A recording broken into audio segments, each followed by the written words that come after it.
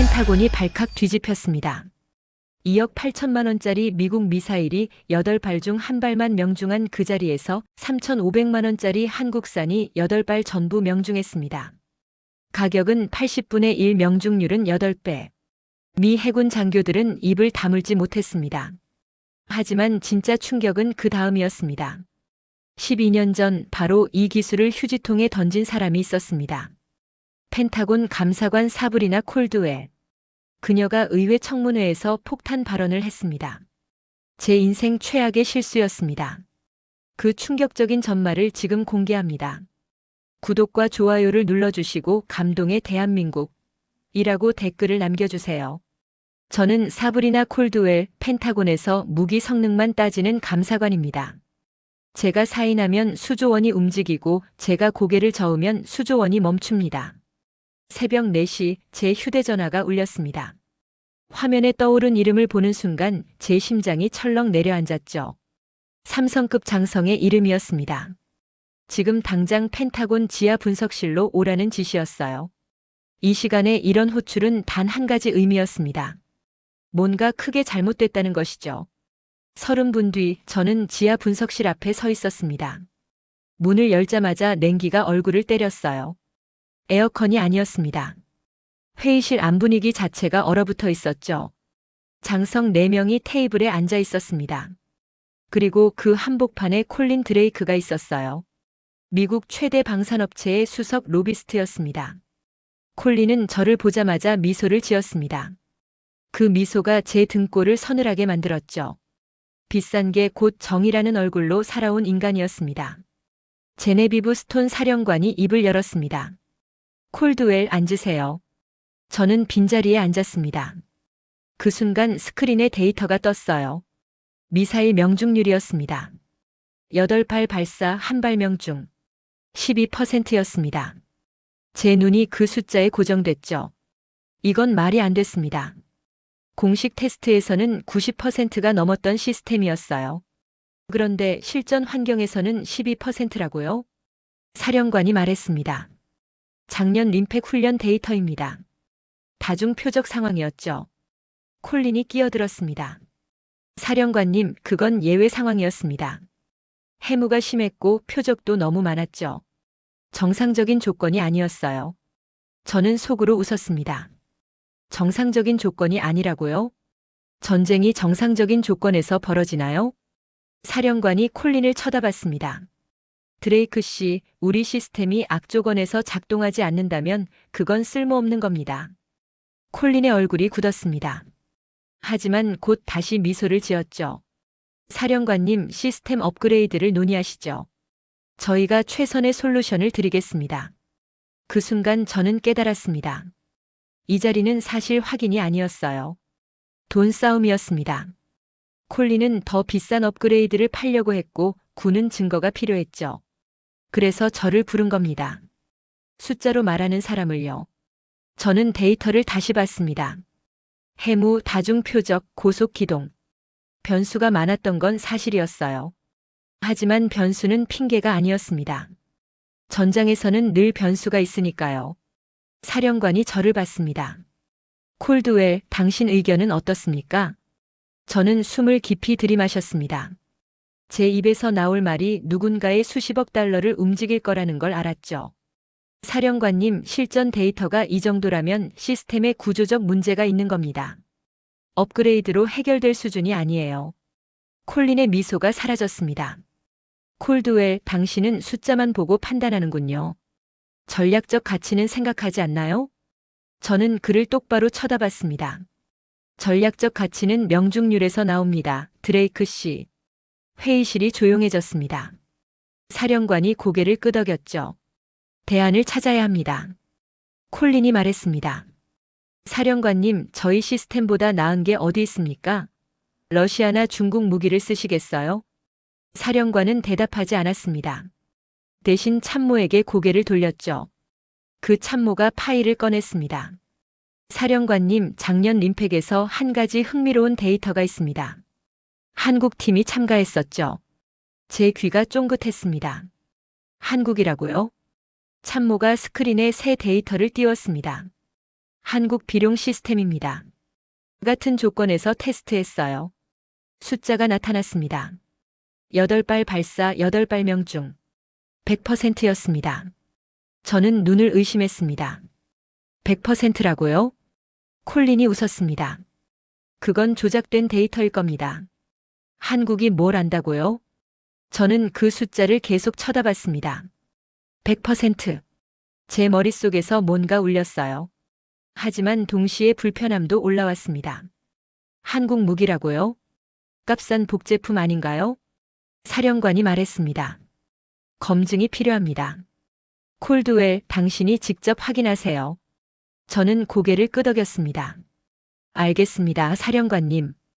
회의가 끝나고 저는 복도로 나왔습니다. 그 순간 휴대전화가 울렸어요.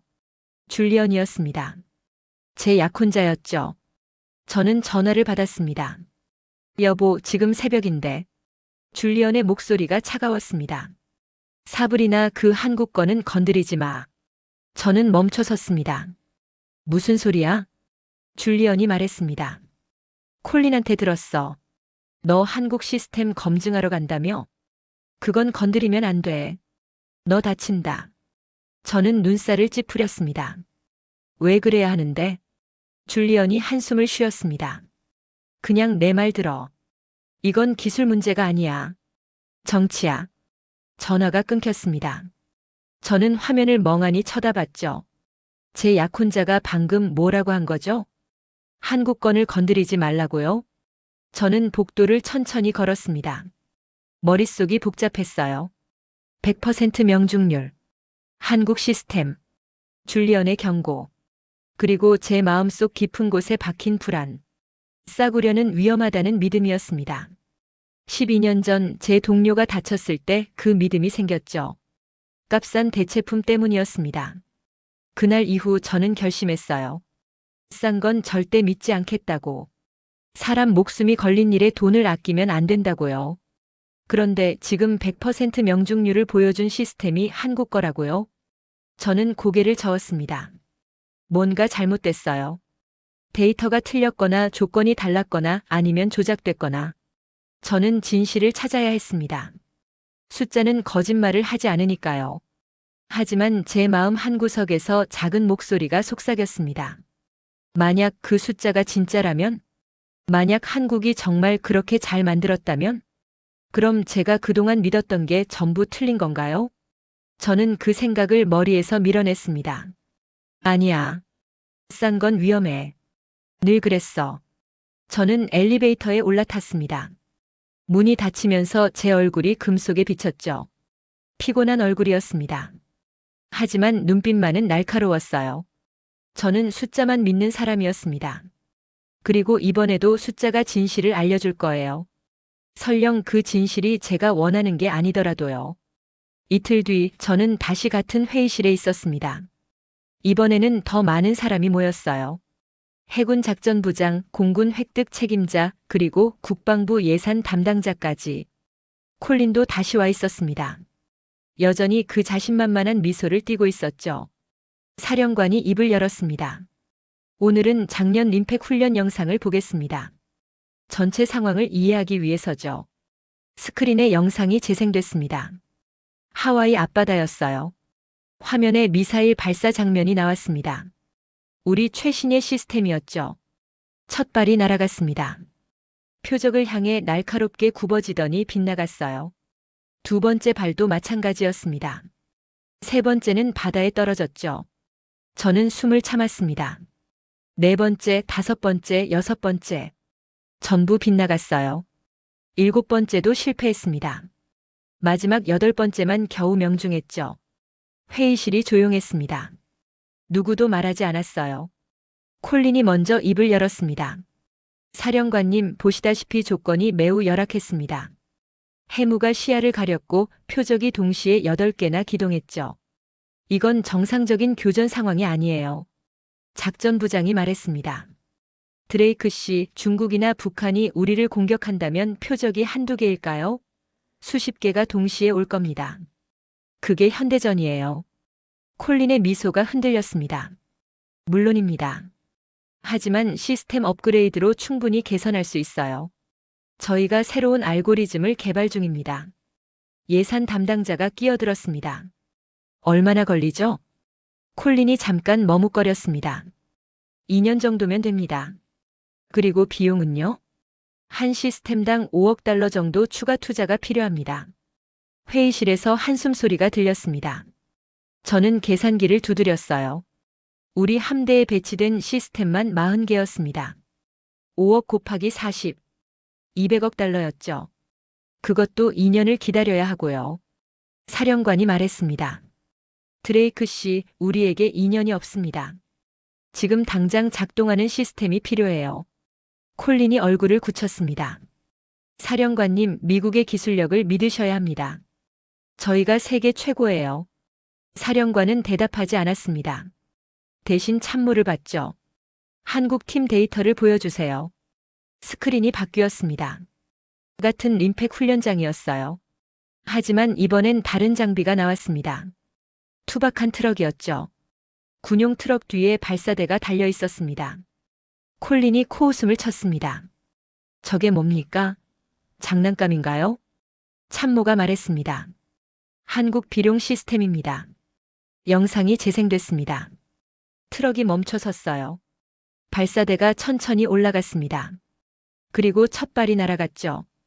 궤적이 매끄러웠습니다. 표적을 향해 정확히 꺾이더니 명중했어요. 두 번째도 명중했습니다. 세 번째, 네 번째, 다섯 번째. 전부 명중이었죠. 여섯 번째, 일곱 번째, 여덟 번째.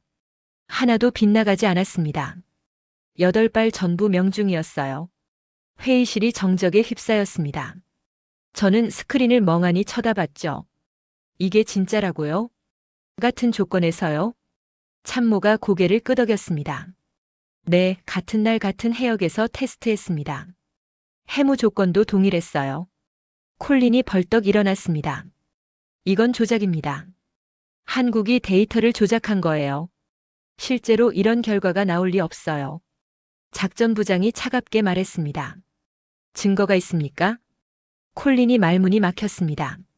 사령관이 말했습니다. 드레이크 씨, 앉으세요. 증거 없는 주장은 하지 마십시오. 콜린이 억지로 앉았습니다. 하지만 그의 얼굴은 붉게 달아올라 있었죠. 사령관이 저를 봤습니다. 콜드웰, 가격 비교 자료 있습니까? 저는 파일을 열었습니다. 네, 사령관님. 우리 시스템은 발당 280만 달러입니다. 한국 비룡은 3만 5천 달러예요. 회의실이 다시 조용해졌습니다. 예산 담당자가 계산기를 두드렸어요. 그리고 입을 벌렸죠. 80배 차이라고요? 저는 고개를 끄덕였습니다. 네, 맞습니다. 콜린이 소리쳤습니다. 그건 덤핑입니다. 정상적인 가격이 아니에요. 한국 정부가 보조금을 쏟아부은 겁니다. 작전부장이 말했습니다. 드레이크 씨, 우리는 정치인이 아니라 군인입니다. 제게 중요한 건 명중률이에요. 가격이 싸면서 성능이 좋다면 그게 문제입니까? 콜린이 입을 다물었습니다. 사령관이 결론을 내렸습니다. 한국팀을 부르겠습니다. 직접 확인이 필요해요. 저는 가슴이 철렁했습니다. 한국팀이 여기 온다고요? 사령관이 저를 봤습니다. 콜드웰, 당신이 검증 책임자입니다. 철저히 확인하세요. 알겠습니다, 사령관님. 회의가 끝났습니다. 저는 자리에서 일어났어요. 콜린이 제 옆을 지나가며 속삭였습니다. 콜드웰, 당신 실수하고 있는 거예요. 한국 편을 들면 후회할 겁니다. 저는 그를 똑바로 쳐다봤습니다. 저는 누구 편도 아닙니다, 드레이크 씨. 숫자 편이죠. 콜린이 코웃음을 치고 나갔습니다. 저는 회의실에 혼자 남았어요. 스크린엔 여전히 한국 시스템 영상이 멈춰 있었습니다. 투박한 트럭. 하지만 완벽한 명중률이었죠. 제 머릿속이 복잡했습니다. 100% 명중률. 80배 싼 가격. 이게 진짜라면 제가 그동안 믿었던 모든 게 흔들리는 거예요. 비싼 게 안전하다는 믿음. 싼 건 위험하다는 확신. 그게 전부 틀렸다는 건가요? 저는 휴대전화를 꺼냈습니다. 줄리언한테서 문자가 와 있었어요. 사불이나 마지막으로 경고해. 그 한국 거는 건드리지 마. 이건 너를 위한 거야. 저는 문자를 읽고 전화기를 주머니에 넣었습니다. 제 약혼자가 왜 이렇게 신경 쓰는 건지 이해가 안 됐어요. 그냥 무기 검증인데요. 하지만 줄리언의 목소리엔 뭔가 다급함이 있었습니다. 마치 제가 건드리면 안 되는 걸 건드리는 것처럼요. 저는 창밖을 쳐다봤습니다. 워싱턴의 밤하늘이 보였어요. 별은 하나도 안 보였죠. 도시 불빛이 너무 밝아서요. 저는 생각했습니다. 진실도 저렇게 가려져 있는 건 아닐까? 너무 밝은 믿음 때문에 보이지 않는 거요. 전화벨이 울렸습니다. 이번엔 줄리언이 직접 전화를 걸어왔어요. 저는 받았습니다. 여보. 줄리언의 목소리가 단단했습니다. 사불이나 회의 결과 들었어. 한국 팀을 부른다며? 응, 사령관 명령이야. 줄리언이 한숨을 쉬었습니다. 당신 왜 이러는 거야? 왜 자꾸 이 일을 밀어붙여? 저는 눈살을 찌푸렸습니다. 밀어붙이는 게 아니라 일을 하는 거야. 검증이 제 일이잖아. 줄리언이 말했습니다. 사불이나 솔직히 말할게. 이 한국 거는 내 선이야. 콜린은 내 법무 파트너고 이 계약은 우리 회사 전체가 걸린 거예요. 당신이 이걸 망치면 우리 관계도 망가져. 저는 멈춰섰습니다. 뭐라고? 줄리언이 다시 말했습니다. 우리 관계 말이야. 당신이 한국 편을 들면 나랑 콜린 둘 다 곤란해져. 그럼 우리 약혼도 다시 생각해야 할 거야. 전화기를 쥔 제 손이 떨렸습니다. 지금 협박하는 거야? 줄리언이 한숨을 쉬었습니다. 협박이 아니라 현실이야. 사불이나 똑똑한 여자잖아. 이해할 수 있을 거야. 전화가 끊겼습니다. 저는 전화기를 천천히 내렸어요. 제 약혼자가 방금 뭐라고 했죠? 한국 편을 들면 약혼을 깨겠다고요? 이게 기술 검증이 아니라 제 인생 전체가 걸린 문제라고요? 저는 벽에 기댔습니다. 가슴속이 차가워졌어요. 이 순간 저는 깨달았습니다. 이건 단순한 무기 비교가 아니었어요. 이건 제가 누구 편에 서느냐의 문제였죠. 약혼자와 돈의 편. 아니면 진실과 숫자의 편. 저는 눈을 감았습니다. 12년 전 그날이 떠올랐어요. 동료가 다쳤을 때 싸구려 부품 때문이었다고 믿었던 그날. 그 믿음이 제 전부를 지배했었죠. 하지만 지금 그 믿음이 흔들리고 있었습니다. 한국 시스템의 100% 명중률 때문에요. 저는 눈을 떴습니다. 결정해야 했어요. 진실을 따를 건지 아니면 편안함을 택할 건지. 저는 주머니에서 전화기를 꺼냈습니다. 그리고 사령관에게 문자를 보냈죠. 한국팀 검증 준비 완료했습니다. 언제든 진행하겠습니다. 문자를 보내고 나서 저는 긴 숨을 내쉬었습니다. 이제 돌아갈 수 없었어요. 진실이 뭐든 제가 직접 확인할 거예요. 설령 그게 제 모든 믿음을 무너뜨리더라도요. 일주일 뒤 펜타곤 시험장에 한국팀이 도착했습니다. 저는 관측실에서 창밖을 내다봤어요. 트럭 한 대가 들어오고 있었습니다. 군용 트럭이었죠. 뒤에 발사대가 달려 있었어요. 페인트는 벗겨져 있었고 군데군데 녹이 슬어 있었습니다. 제 옆에 있던 기술자가 웃음을 터뜨렸어요.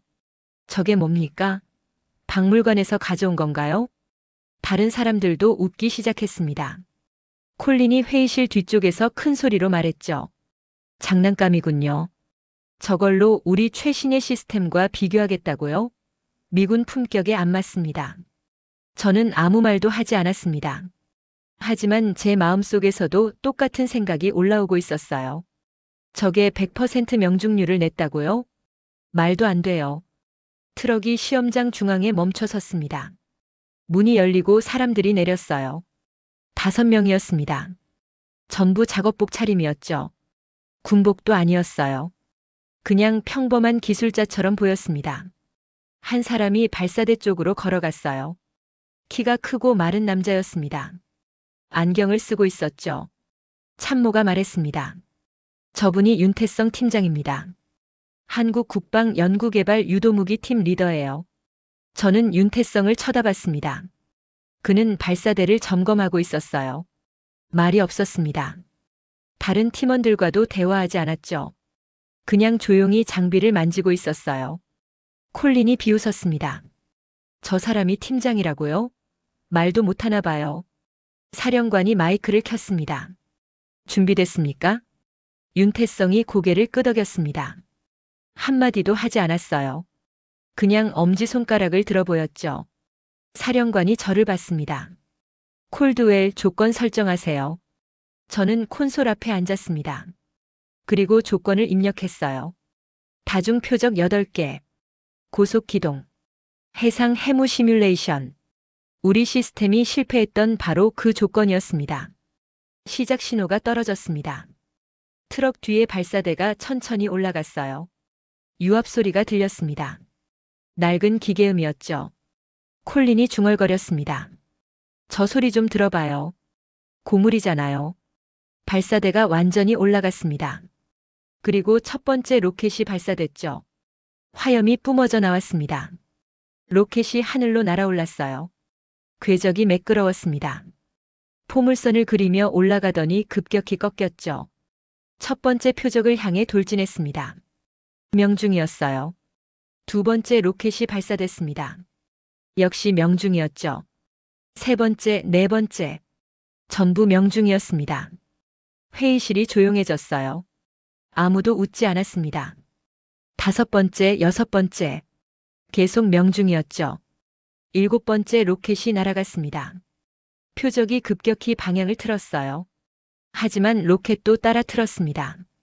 그리고 정확히 맞췄죠. 마지막 여덟 번째였습니다. 발사됐어요. 표적을 향해 날아갔습니다. 명중이었습니다. 8발 전부 명중이었어요. 스크린에 결과가 떴습니다. 명중률 100%. 저는 숨을 참았습니다. 이게 진짜라고요? 제 눈앞에서요? 콜린이 벌떡 일어났습니다. 이건 조작이에요. 표적이 제대로 기동하지 않은 거예요. 사령관이 차갑게 말했습니다. 드레이크 씨, 콜드웰이 직접 조건을 설정했습니다. 우리 시스템 테스트할 때와 똑같아요. 콜린이 말문이 막혔습니다. 참모가 다음 화면을 띄웠어요. 가격 비교표였습니다. 미국 시스템 발당 280만 달러. 한국 비룡 발당 3만 5천 달러. 그 아래 숫자가 더 있었습니다. 시스템 전체 비용. 미국 12억 달러. 한국 1,500만 달러. 80배 차이였습니다. 예산 담당자가 입을 벌렸죠. 저는 그 숫자를 멍하니 쳐다봤습니다. 제 머릿속이 새하얘졌어요. 비싼데 정확해요? 어떻게요? 이건 제가 믿었던 모든 것과 반대였습니다. 비싼 건 위험하다고 믿었어요. 비싼 게 안전하다고 생각했죠. 그런데 지금 제 눈앞에서 그 믿음이 산산조각 나고 있었습니다. 제 위장이 뒤집히는 것 같았어요. 12년 전 그 사고가 떠올랐습니다. 동료가 다쳤을 때요. 저는 그게 싸구려 부품 때문이라고 믿었어요. 그래서 결심했죠. 다시는 싼 걸 믿지 않겠다고. 하지만 지금 생각해보니 의문이 들었습니다. 정말 싸서 사고가 난 걸까요? 아니면 제가 그렇게 믿고 싶었던 걸까요? 사령관이 말했습니다. 휴식 시간 가지겠습니다. 15분 뒤에 다시 모이죠. 사람들이 일어났습니다. 저는 자리에 그대로 앉아 있었어요. 스크린을 계속 쳐다봤죠. 100% 명중률. 80배 싼 가격. 이 두 개가 양립할 수 있다는 게 믿기지 않았습니다. 그 순간 제 눈에 뭔가 들어왔어요. 기술 사양서였습니다. 화면 구석에 작게 써 있었죠. 비냉각 적외선 탐색. 저는 그 단어를 보는 순간 심장이 멎는 줄 알았습니다. 비냉각 적외선 탐색이라고요? 제 머릿속에서 뭔가 울렸어요. 이 단어를 어디선가 본 것 같았습니다. 언제였죠? 저는 기억을 더듬었습니다. 그리고 떠올렸어요. 12년 전이었습니다. 제가 막 감사관이 됐을 때요. 누군가 이 키워드가 들어간 제안서를 보냈었어요. 저는 그걸 검토했었죠. 그리고 거절했습니다. 검토할 가치 없다고 판단했어요. 왜였죠? 저는 기억을 더 깊이 파고들었습니다. 그날이 언제였는지 생각했어요. 동료가 다친 직후였습니다. 싸구려 공포가 제 머릿속을 지배하고 있을 때였죠. 그때 누군가 제안서를 들고 왔었어요. 가격이 너무 쌌습니다. 저는 그걸 보자마자 거부 반응이 일었죠. 싼 건 위험해요. 그래서 제대로 읽지도 않고 거절했습니다. 그 제안서를 누가 가져왔었죠? 저는 눈을 감았습니다. 기억이 희미했어요. 하지만 뭔가 떠올랐습니다. 아시아 사람이었어요. 영어가 서툴렀죠. 열심히 설명했지만 저는 듣지 않았습니다. 그냥 고개를 저었어요. 그리고 그 서류를 어디에 넣었죠? 휴지통이었습니다. 저는 눈을 번쩍 떴습니다.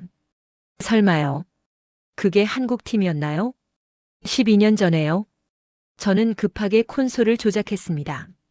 과거 기록을 검색했어요. 12년 전 제안서 목록이 떴습니다. 저는 날짜를 찾아 내려갔죠. 그리고 발견했습니다. 한국국방연구개발원. 제안자 윤태성. 제목 비냉각 적외선 탐색 기반 유도 시스템 공동 개발 제안. 제 손이 떨렸습니다. 윤태성이라고요?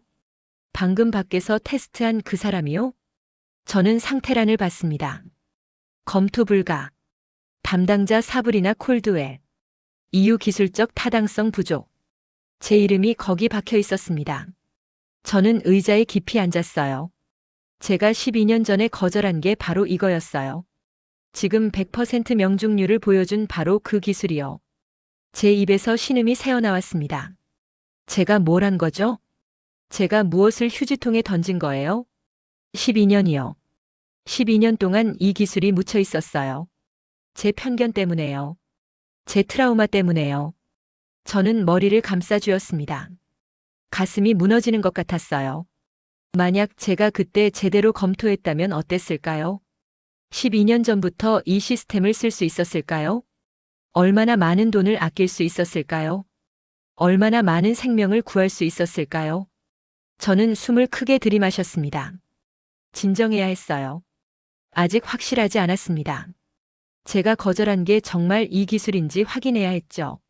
하지만 제 가슴속 깊은 곳에서는 알고 있었습니다. 맞아요.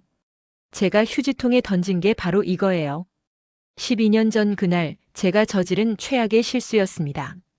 저는 그날 밤 잠을 이루지 못했습니다. 침대에 누워 천장만 쳐다봤어요. 12년 전 그날이 계속 떠올랐습니다. 제가 윤태성의 제안서를 거절했던 바로 그날이요. 기억을 더듬어 올라갔습니다. 2013년 3월이었어요. 저는 30이었습니다. 펜타곤 획득팀에 막 들어간 신참이었죠. 열정이 넘쳤어요. 미국을 지키겠다는 사명감으로 가득 차 있었습니다. 그런데 그해 2월에 사고가 났었어요. 아프가니스탄 전선이었습니다. 제 동료 마크가 파견 나가 있었죠. 마크는 제 대학 동기였어요. 함께 국방부에 들어왔었습니다. 어느 날 마크가 탄 차량이 폭발했습니다. 급조 폭발물이 아니었어요. 차량 자체 결함이었죠. 냉각 시스템이 고장나서 엔진이 과열됐고 연료 탱크에 불이 붙었습니다. 마크는 3도 화상을 입었어요. 왼팔을 잃었습니다. 저는 병원에 달려갔었죠. 마크를 봤을 때 제 심장이 찢어지는 것 같았어요. 붕대로 온몸이 감겨 있었습니다. 마크가 힘없이 말했어요. 사브리나 그거 알아? 냉각 시스템이 정품이 아니었대. 싼 대체품이었어. 그 말을 듣는 순간 제 머릿속이 하얘졌습니다. 대체품이라고요? 마크가 고개를 끄덕였어요. 예산 절감한다고 싼 걸 썼대. 그게 고장났어. 내 팔값이 얼마였을까? 저는 대답할 수 없었습니다. 그냥 마크의 손을 꽉 쥐었죠. 그날 밤 저는 결심했습니다. 다시는 이런 일이 일어나지 않게 하겠다고요. 싼 부품 때문에 사람이 다치는 일은 절대 막겠다고요. 비용보다 안전이 먼저라고 믿었습니다. 그게 제 신념이 됐어요. 그리고 한 달 뒤였습니다. 3월 21일이었죠. 오전 10시쯤이었어요. 제 사무실 문을 누군가 노크했습니다. 들어오세요. 문이 열렸어요. 아시아 남자가 들어왔습니다. 30대 초반쯤 보였죠. 안경을 쓰고 있었어요. 정장을 입었지만 어색해 보였습니다. 서류 가방을 들고 있었죠. 그가 영어로 말했습니다. 안녕하세요. 저는 윤태성입니다. 한국국방연구개발원에서 왔어요. 저는 고개를 끄덕였습니다. 앉으세요. 윤태성이 앉았어요. 그리고 서류 가방에서 파일을 꺼냈습니다. 저희가 새로운 유도 시스템을 개발했습니다. 미국과 공동 개발하고 싶어요. 저는 파일을 받았습니다. 첫 장을 넘겼죠. 제목이 보였어요. 비냉각 적외선 탐색 기반 유도 시스템. 저는 눈살을 찌푸렸습니다. 비냉각이라고요? 윤태성이 고개를 끄덕였어요. 네, 기존 시스템은 냉각 장치가 필요해요. 비싸고 복잡하죠. 저희는 냉각 없이도 작동하는 알고리즘을 만들었습니다. 저는 다음 장을 넘겼습니다. 가격표가 나왔어요. 시스템 개발 비용 $10,000. 단가 $50,000 이하. 제 손이 멈췄습니다. $50,000라고요? 윤태성이 설명했습니다. 네, 하드웨어를 단순화했어요. 대신 소프트웨어로 보완했습니다. 그래서 가격이 낮아요. 저는 파일을 덮었습니다. 제 머릿속에서 경보음이 울렸어요. 싸구려예요. 마크가 닫힌 게 한 달 전이었습니다. 싼 부품 때문이었죠. 그리고 지금 눈앞에 또 싼 시스템이 있었어요. $50,000요. 우리 시스템의 20분의 1 가격이었습니다. 말이 안 됐어요. 그렇게 쌀 수가 없었습니다. 뭔가 잘못된 거예요. 품질을 희생한 게 분명했죠. 윤태성이 계속 설명했습니다. 핵심은 알고리즘입니다. 노이즈 속에서도 표적을 찾을 수 있어요. 테스트 결과 명중률이 95% 이상이에요. 저는 듣지 않았습니다. 제 머릿속은 이미 결론을 내렸어요. 이건 위험해요. 싼 건 늘 문제가 생겨요. 마크처럼 누군가 다칠 거예요. 저는 파일을 윤태성에게 돌려줬습니다. 죄송하지만 검토할 수 없습니다. 윤태성의 얼굴이 굳었어요. 왜요? 데이터를 보셨잖아요. 저는 고개를 저었습니다. 가격이 너무 낮아요. 신뢰할 수 없습니다. 윤태성이 말했습니다. 가격이 낮은 건 하드웨어를 줄였기 때문이에요. 성능은 검증됐어요. 저는 단호하게 말했습니다. 미안하지만 우리 기준에 맞지 않습니다. 미군은 검증된 시스템만 씁니다. 윤태성이 다시 설명하려 했어요. 하지만 저는 손을 들어 막았습니다. 더 이상 시간을 낭비하고 싶지 않았어요. 윤태성이 천천히 일어났습니다. 그의 눈빛이 제 마음을 찔렀어요. 실망이 가득했습니다. 하지만 저는 신경 쓰지 않았죠. 제가 옳다고 믿었으니까요. 윤태성이 나갔습니다. 문이 닫혔어요. 저는 책상 위에 놓인 파일을 봤습니다. 윤태성이 두고 간 거였어요. 저는 그걸 집어들었습니다. 그리고 휴지통에 던졌죠. 탁 소리가 났습니다. 종이가 휴지통 바닥에 떨어지는 소리였어요.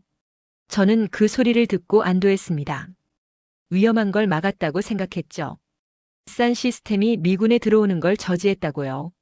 마크 같은 사람이 다시 생기지 않게 했다고요. 저는 일을 계속했습니다.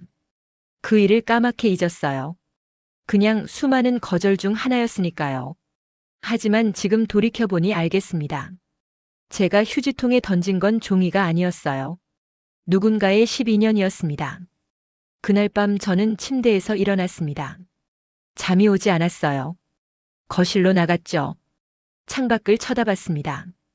워싱턴의 불빛이 반짝이고 있었어요. 저는 그 불빛을 보며 생각했습니다. 제가 그때 왜 그랬을까요? 정말 기술적 판단이었을까요? 아니면 제 트라우마가 판단을 흐린 걸까요? 마크가 다친 게 윤태성 탓은 아니었어요. 한국 기술 탓도 아니었죠. 그냥 제가 싸구려를 무서워했던 거예요. 제 공포가 판단을 지배한 거였습니다. 그리고 그 공포 때문에 12년이 흘렀어요. 윤태성은 그동안 뭘 했을까요? 포기했을까요? 아니면 계속 연구했을까요? 저는 휴대전화를 꺼냈습니다. 파일을 검색했어요. 윤태성의 이력이 나왔습니다. 12년 동안 계속 같은 연구를 했더군요. 비냉각 적외선 탐색. 한 번도 주제를 바꾸지 않았어요. 논문도 25편이었습니다. 전부 같은 주제였죠.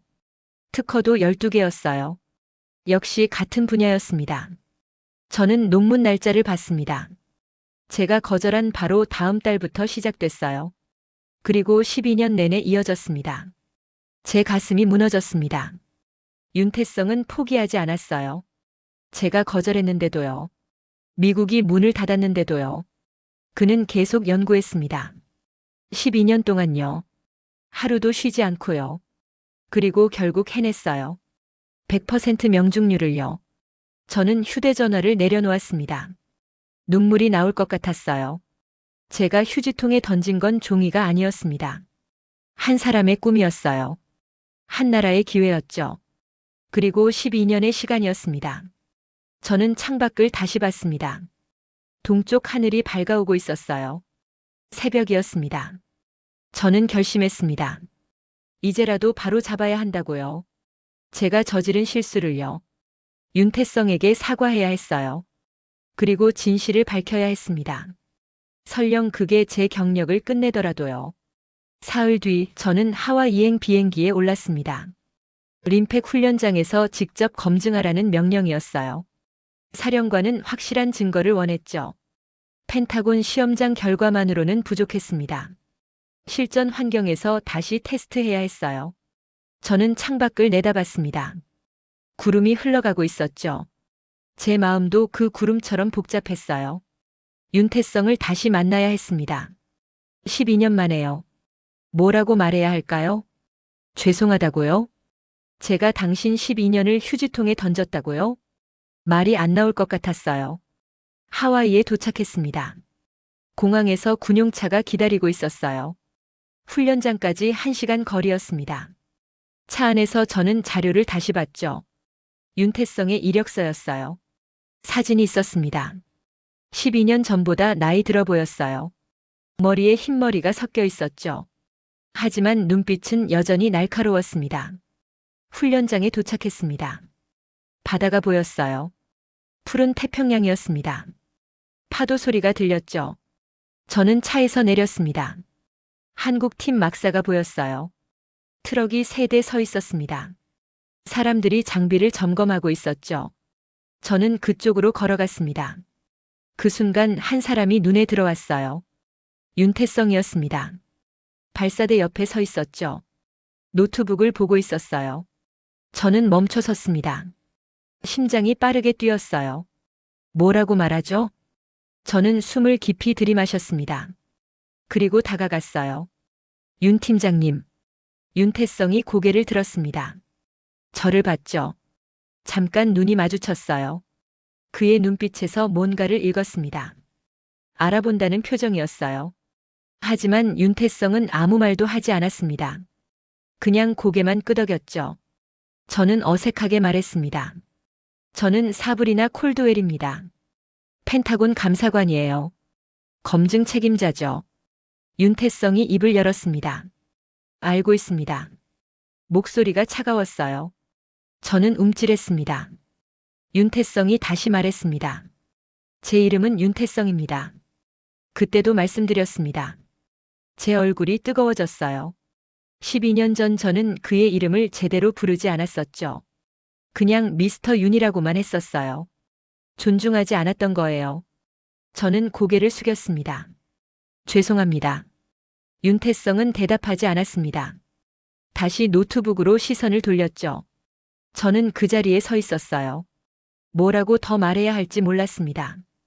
그 순간 다른 사람이 다가왔어요. 미군 장교였습니다. 계급장을 보니 중령이었죠. 이름표에 홀로웨이라고 써 있었어요. 콜드웰 감사관님이시죠? 저는 에런 홀로웨이입니다. 림팩 현장 연락 장교예요. 저는 악수했습니다. 반갑습니다. 홀로웨이가 말했습니다. 내일 실전 테스트 예정입니다. 조건은 작년과 똑같이 설정했어요. 다중 표적, 해무, 고속 기동 전부요. 알겠습니다. 홀로웨이가 저를 쳐다봤어요. 그런데 감사관님 한 가지 여쭤봐도 될까요? 네. 홀로웨이가 조심스럽게 말했습니다. 펜타곤에서는 이 테스트를 왜 하는 겁니까? 작년 데이터로 충분하지 않나요? 저는 잠깐 망설였습니다. 그리고 솔직하게 대답했어요. 확실히 하려는 겁니다. 너무 좋아서 믿기지 않거든요. 홀로웨이가 웃었습니다. 그거야말로 현장 감각이 없는 소리네요. 저는 눈살을 찌푸렸습니다. 무슨 뜻이죠? 홀로웨이가 설명했습니다. 감사관님은 보고서만 보시잖아요. 저는 여기서 직접 봤어요. 작년에 한국팀이 어떻게 했는지요. 장난 아니었습니다. 100% 명중이 우연이 아니에요. 저는 아무 말도 못했습니다. 홀로웨이가 계속 말했죠. 감사관님, 실전과 보고서는 달라요. 현장에 와보면 느낌이 달라요. 저는 그 말을 곱씹었습니다. 현장 감각이라고요. 제게 그게 없다는 건가요? 저는 늘 숫자만 봤어요. 데이터만 믿었죠. 하지만 지금 홀로웨이는 제가 뭔가 놓치고 있다고 말하는 거였습니다. 홀로웨이가 떠났습니다. 저는 혼자 남았어요. 한국팀을 멀리서 지켜봤습니다. 윤태성과 팀원들이 장비를 점검하고 있었죠. 말이 거의 없었어요. 그냥 묵묵히 일했습니다. 손놀림이 정확했어요. 군더더기가 없었죠. 저는 그들을 보며 생각했습니다. 저 사람들은 12년 동안 뭘 했을까요? 윤태성은 왜 포기하지 않았을까요? 미국이 거절했는데도 계속 연구한 이유가 뭘까요? 그 순간 누군가 제 옆에 섰습니다. 돌아보니 마야 싱이었어요. 제 팀 동료였습니다. 마야는 승진 욕심이 많은 사람이었죠. 늘 윗사람 눈치를 봤어요. 마야가 작은 목소리로 말했습니다. 사브리나 조심하세요. 무슨 소리예요? 마야가 주변을 살피더니 속삭였습니다. 12년 전 기록 아시죠? 당신이 한국 제안 거절한 거요. 그거 의회가 알면 끝이에요. 제 심장이 철렁했습니다. 마야가 어떻게 알았죠? 마야가 미소를 지었습니다. 저도 감사팀이잖아요. 기록 찾는 건 제 일이죠. 그런데 사브리나 왜 그때 거절했어요?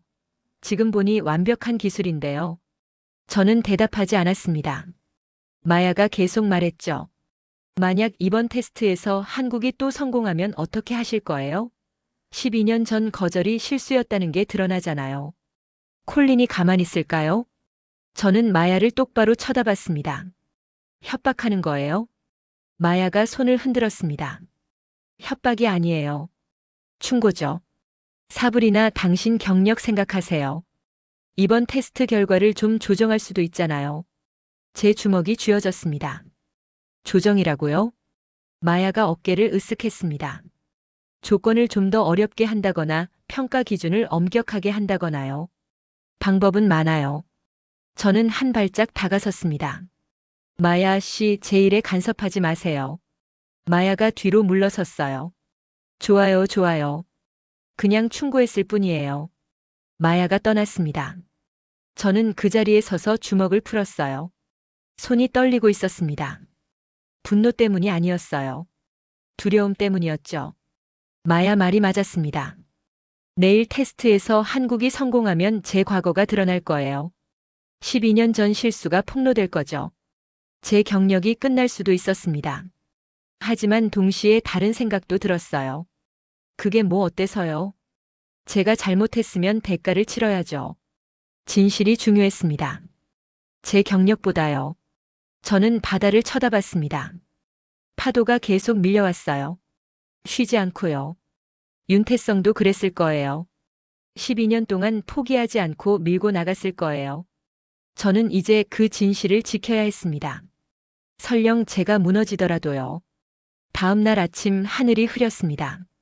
바다 위로 해무가 자욱했어요. 완벽한 조건이었습니다. 작년과 똑같았죠. 저는 관측함 갑판에 서 있었어요. 쌍안경으로 훈련 해역을 봤습니다. 표적 드론들이 떠 있었죠. 8개였어요. 각각 다른 속도로 움직이고 있었습니다. 홀로웨이가 제 옆에 섰습니다. 준비됐습니다, 감사관님. 먼저 우리 시스템부터 테스트하겠습니다. 저는 고개를 끄덕였어요. 미국 구축함이 위치를 잡았습니다. 레이더가 돌아가기 시작했죠. 교신 소리가 들렸습니다. 표적 포착 발사 준비. 첫 번째 미사일이 발사됐어요. 화염이 뿜어져 나왔습니다. 미사일이 하늘로 날아올랐죠. 궤적을 그리며 표적을 향했어요. 하지만 중간에 흔들렸습니다. 방향을 잃은 것처럼 보였죠. 그리고 빗나갔어요. 두 번째 미사일이 발사됐습니다. 역시 마찬가지였어요. 표적 근처까지 갔지만 명중하지 못했죠. 세 번째, 네 번째. 전부 실패였습니다. 저는 가슴이 답답했어요. 다섯 번째 미사일이 날아갔습니다.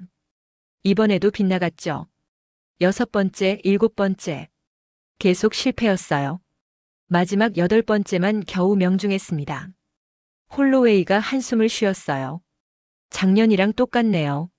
명중률 12%. 저는 아무 말도 하지 않았습니다.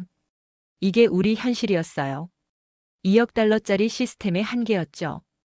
홀로웨이가 말했습니다. 이제 한국 팀 차례입니다. 한국 함정이 위치를 잡았어요. 작은 함정이었습니다. 우리 구축함의 절반 크기였죠. 갑판에 비룡 발사대가 보였습니다. 윤태성이 갑판에 서 있었어요. 팀원들과 최종 점검을 하고 있었습니다. 저는 쌍안경으로 그를 봤죠. 윤태성의 얼굴은 평온했어요. 긴장한 기색이 없었습니다. 그냥 일상적인 일을 하는 것처럼 보였죠. 교신이 들렸습니다. 한국어였어요. 알아들을 수 없었지만 톤이 차분했습니다. 홀로웨이가 통역을 들려줬습니다. 준비 완료, 발사 시작한답니다. 첫 번째 로켓이 발사됐어요. 작은 화염이었습니다. 우리 미사일보다 훨씬 작았죠. 하지만 궤적이 매끄러웠어요.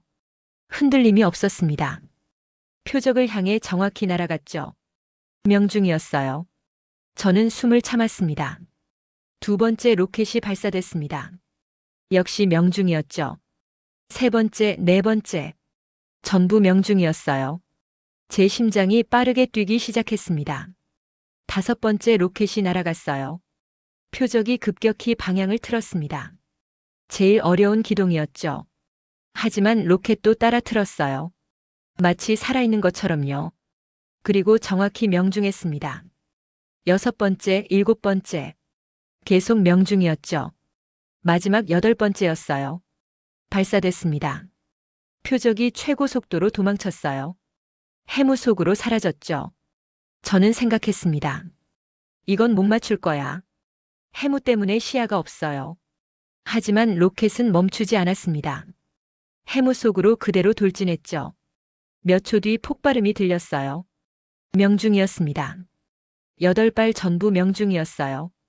관측함이 조용해졌습니다. 아무도 말하지 않았어요. 그냥 바다를 쳐다보고 있었죠.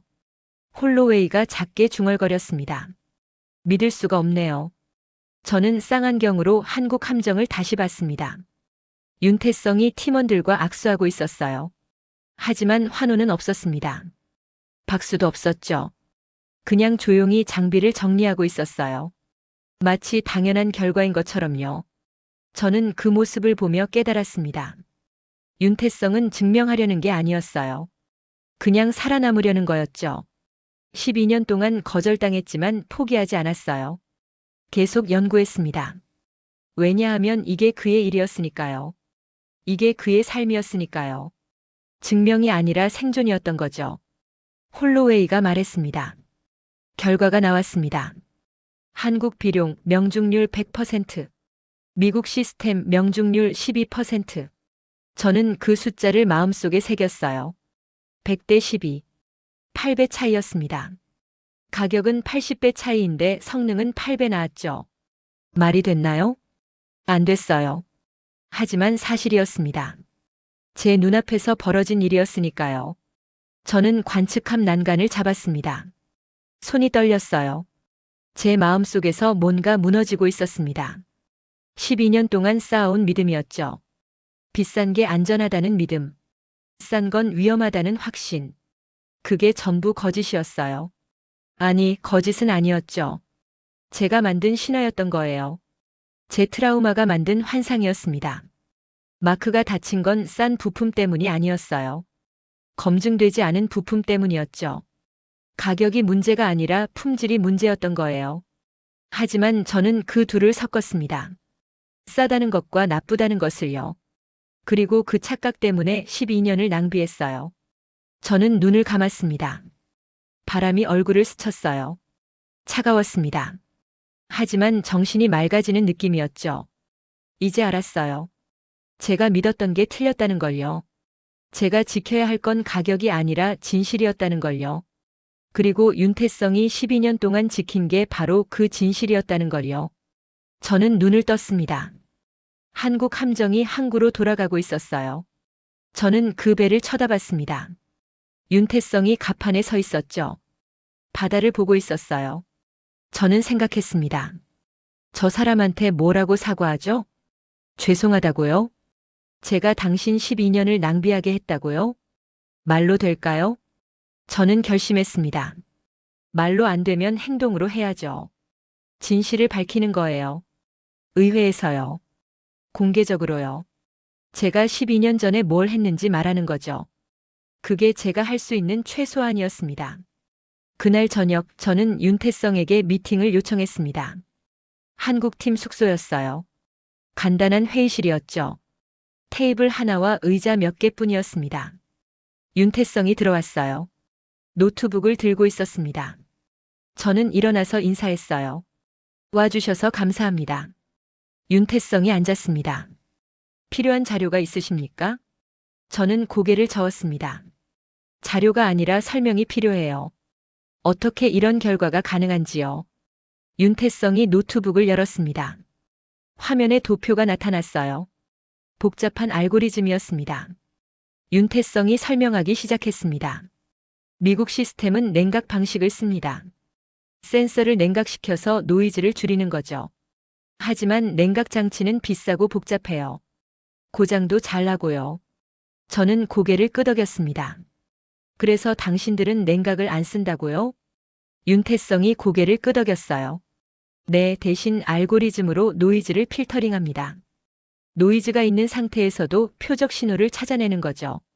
문제 정의를 바꿨다는 말씀이시군요. 윤태성이 저를 쳐다봤습니다. 정확합니다. 미국은 노이즈를 없애려고 했어요. 저희는 노이즈 속에서 신호를 찾으려고 했죠. 접근이 달랐습니다. 저는 화면을 봤어요. 수식이 빼곡했습니다. 이해할 수 없었죠. 하지만 원리는 알 것 같았어요. 문제를 다르게 본 거였습니다. 더 영리하게요. 더 효율적으로요. 저는 물었습니다. 이걸 개발하는데 얼마나 걸렸나요? 윤태성이 잠깐 멈췄어요.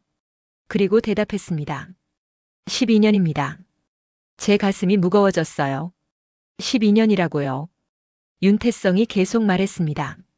처음에는 아무도 믿지 않았어요. 냉각 없이는 불가능하다고 했죠.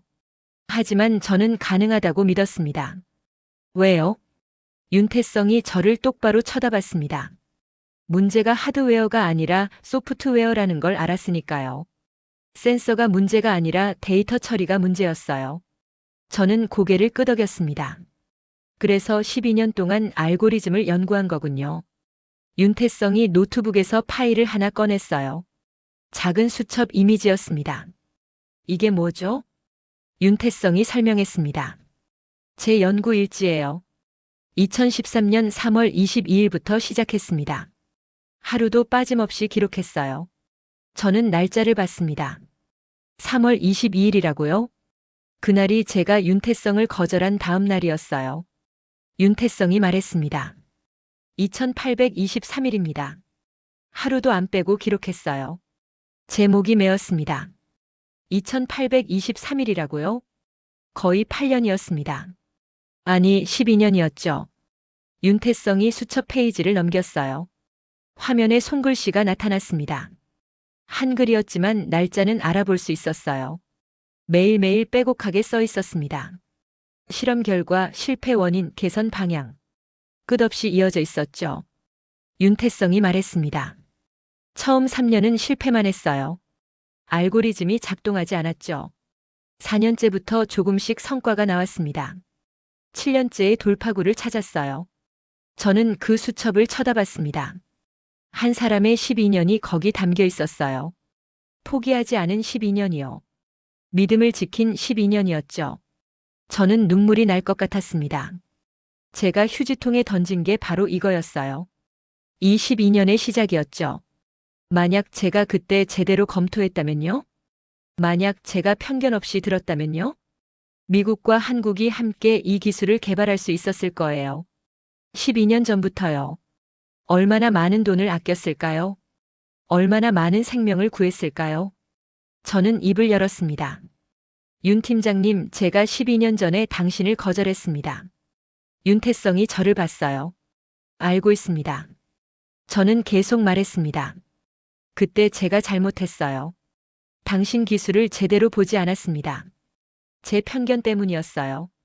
윤태성은 아무 말도 하지 않았습니다. 저는 숨을 깊이 들이마셨어요. 죄송합니다. 제가 당신의 12년을 빼앗았어요. 윤태성이 고개를 저었습니다. 아니에요. 제가 놀라 그를 봤죠. 윤태성이 말했습니다. 제 12년은 제 겁니다. 누가 빼앗을 수 없어요. 저는 제가 하고 싶어서 했습니다. 저는 울컥했어요. 윤태성의 눈빛이 흔들리지 않았습니다. 그는 진심이었어요. 12년을 누구 탓으로 돌리지 않았죠. 그냥 자기 일을 했을 뿐이었어요. 저는 고개를 숙였습니다. 그래도 미안합니다. 윤태성이 잠시 침묵했어요. 그리고 말했습니다. 콜드웰 감사관님, 중요한 건 지금입니다. 과거가 아니에요. 저는 고개를 들었어요. 윤태성이 계속 말했습니다. 지금 당신이 진실을 보고 계시잖아요. 그게 중요해요. 저는 그 말을 가슴 깊이 새겼습니다. 지금이 중요하다고요. 맞아요. 과거는 바꿀 수 없었습니다. 하지만 지금은 바꿀 수 있었죠. 저는 결심했습니다. 의회에서 전부 말하겠다고요. 제가 12년 전에 뭘 했는지요. 그리고 윤태성이 12년 동안 뭘 했는지요. 진실을 밝히는 거예요. 제 경력이 끝나더라도요. 그게 제가 할 수 있는 최선이었습니다. 2주일 뒤 저는 의회 청문회장에 섰습니다. 워싱턴 국회의 사당이었어요. 청문회실이 가득 차 있었습니다. 의원들, 기자들, 방산업계 사람들로요. 콜린도 와 있었어요. 변호사 2명을 대동하고 있었죠. 그리고 방청석 뒤쪽에 줄리언이 보였습니다. 제 약혼자였어요. 얼굴이 굳어 있었죠. 저는 증인석에 앉았습니다. 마이크 앞이었어요. 손이 떨렸습니다. 하지만 마음은 확고했어요. 의장이 입을 열었습니다. 콜드웰 감사관, 하와이 림팩 테스트 결과를 보고해 주십시오. 저는 숨을 깊이 들이마셨습니다. 그리고 말하기 시작했어요. 의장님, 의원님들, 테스트 결과를 말씀드리겠습니다. 미국 시스템은 8발 중 1발 명중했습니다.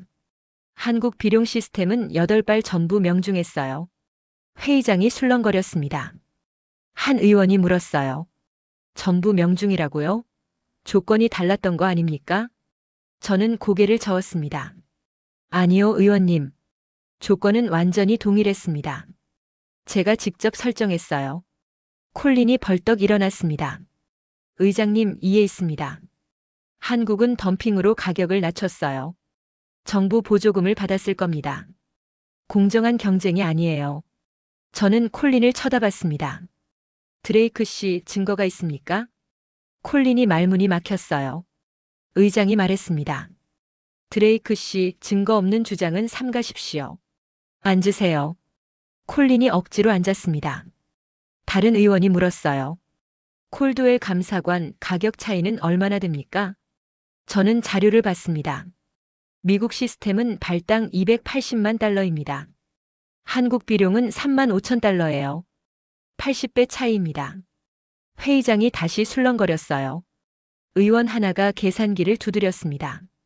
그럼 우리가 그동안 얼마를 낭비한 겁니까? 저는 대답했습니다. 작년 한 해만 12억 달러를 지출했습니다. 한국 시스템을 썼다면 1,500만 달러면 됐을 거예요. 의장이 한숨을 쉬었습니다. 거의 100배 차이군요. 콜린이 다시 일어났어요. 의장님, 이건 단순한 가격 비교가 아닙니다. 미국의 전략적 자율성 문제예요. 한국에 의존하면 안 됩니다. 저는 마이크에 가까이 다가갔습니다. 드레이크 씨, 우리는 이미 한국에 의존하고 있어요. 반도체, 배터리, 조선 전부요. 문제는 의존이 아니라 협력입니다. 콜린이 얼굴을 붉혔어요. 의장이 저를 봤습니다. 콜드웰 감사관, 추가로 할 말이 있습니까? 저는 잠깐 망설였습니다. 이제 폭탄을 터뜨릴 시간이었어요. 저는 숨을 깊이 들이마셨습니다. 네, 의장님. 중요한 사실을 말씀드려야 합니다. 회의장이 조용해졌어요. 모두가 저를 쳐다봤습니다. 저는 말했습니다. 12년 전 한국팀이 같은 기술을 제안했었습니다. 공동개발 제안이었어요. 의원들이 수군거렸어요. 저는 계속 말했습니다. 그 제안서를 검토한 사람이 저였습니다. 그리고 저는 거절했어요. 회의장이 정적에 휩싸였습니다. 한 의원이 물었어요. 왜 거절하셨습니까? 저는 대답했습니다. 가격이 너무 쌌습니다. 저는 싼 게 위험하다고 믿었어요. 그래서 제대로 검토하지 않고 거절했습니다. 의장이 앞으로 몸을 기울였어요. 그럼 12년 전부터 이 기술을 쓸 수 있었다는 말씀입니까? 저는 고개를 끄덕였습니다. 네, 의장님. 만약 제가 제대로 검토했다면 12년 전부터 공동 개발할 수 있었어요. 수백억 달러를 아꼈을 겁니다. 회의장이 술렁거리기 시작했어요. 방청석에서 웅성거리는 소리가 들렸죠. 콜린이 소리쳤습니다. 그건 콜드웰 개인의 실수입니다. 시스템 문제가 아니에요. 저는 콜린을 똑바로 쳐다봤습니다. 맞습니다, 드레이크 씨. 제 개인 실수예요. 하지만 그 실수가 왜 생겼는지 아십니까? 콜린이 대답하지 않았어요. 저는 계속 말했습니다. 비싼 게 좋다는 믿음 때문이었어요. 그 믿음을 만든 건 누구죠? 바로 당신 같은 로비스트들이에요. 콜린이 얼굴이 새빨개졌습니다. 의장이 저를 봤어요. 콜드웰 감사관, 결론이 뭡니까? 저는 마지막으로 말했습니다. 의장님, 우리는 작동하지 않는 믿음에 돈을 태웠습니다. 비싸다고 좋은 게 아니에요. 중요한 건 성능입니다. 그리고 한국은 그걸 증명했어요. 저는 잠깐 멈췄어요. 그리고 가장 중요한 말을 했습니다. 12년 전 그 기술 제안서를 제가 휴지통에 던졌습니다. 제 인생 최악의 실수였습니다. 회의장이 완전히 조용해졌어요. 아무도 말하지 않았습니다. 저는 방청석을 쳐다봤어요. 줄리언이 보였습니다. 얼굴이 창백했어요. 그는 일어나서 나갔습니다. 저는 그를 보내줬어요. 어차피 끝난 관계였으니까요. 의장이 말했습니다. 콜드웰 감사관, 용기 있는 증언이었습니다. 자리로 돌아가셔도 됩니다. 저는 증인석에서 내려왔어요. 복도로 나왔습니다. 마야가 기다리고 있었어요. 제 동료였죠. 마야가 저를 쳐다봤습니다. 사브리나, 왜 그랬어요? 경력 끝난 거 알죠? 저는 마야를 똑바로 쳐다봤습니다. 알아요. 하지만 진실이 더 중요해요. 마야가 고개를 저었어요. 당신 미쳤어요. 그리고 가버렸습니다. 저는 혼자 남았어요.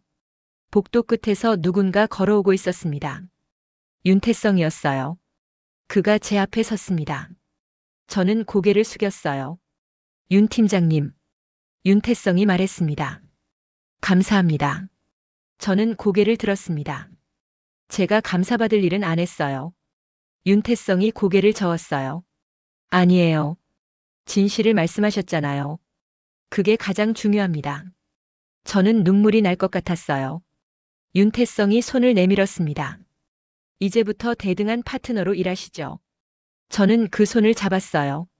따뜻했습니다. 저는 그제서야 깨달았습니다. 제가 잃은 건 약혼자와 동료의 신뢰였어요. 하지만 얻은 건 더 컸습니다. 진실이었죠. 그리고 존중이었어요. 12년 전 제가 던진 걸 이제라도 주워 올린 거예요. 너무 늦었지만요. 하지만 늦었다고 안 하는 것보다는 나았습니다. 저는 윤태성과 악수를 나눴어요. 그리고 생각했습니다. 이제 시작이라고요. 진짜 협력의 시작이요. 한국을 무시하던 사람이 이제 대등한 파트너로 보기 시작한 거죠. 그게 제가 할 수 있는 최선이었습니다. 감동특별시의 이야기는 여러분의 구독과 좋아요, 작은 관심으로 이루어집니다. 감동시민들의 이야기는 내일도 찾아오겠습니다. 감사합니다.